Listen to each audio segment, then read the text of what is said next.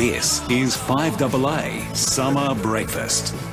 7:22, 28 degrees of forecast top today with bit of cloud around this morning, but it should clear throughout the day, and we're warming up this week as well. Now, Bix, all this week we're talking to people who can really make a difference at this time of year. Christmas is a brilliant time of year, of course, 10 days till Christmas, but we know for some people it can also be a hard time of year.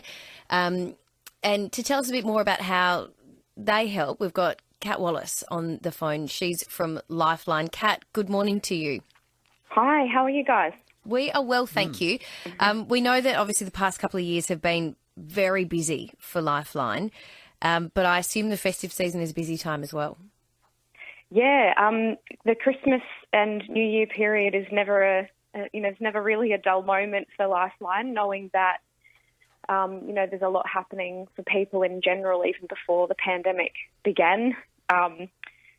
Things like memories associated with Christmas, or I guess the social pressure to have a perfect movie Christmas when you're actually isolated and you don't have those resources or social networks.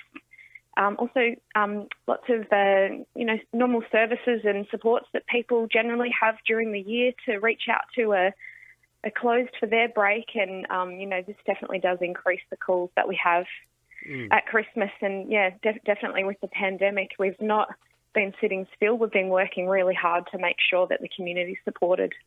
Yeah, Kat, I guess many of us are very lucky. We have lots of family supports, but there are people whose family can be dysfunctional. And when everyone else is coming together and everywhere you look, there's talk about families getting together. If you aren't one of those lucky people and you feel isolated, it can be a really tough time, I suspect.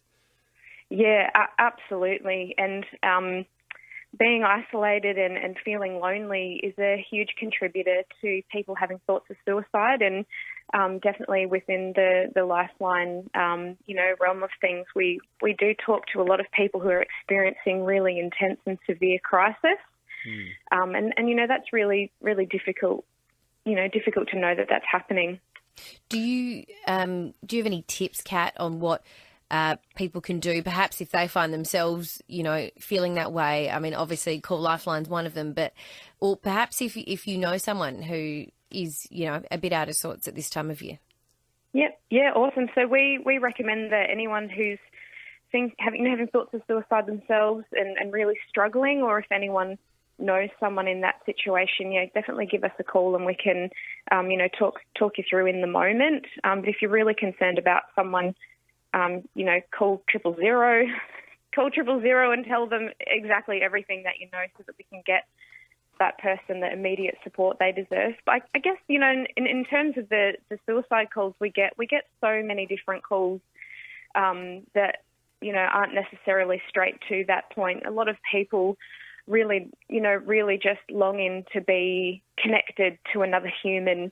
And they really do find that with the volunteers that they speak to at Lifeline.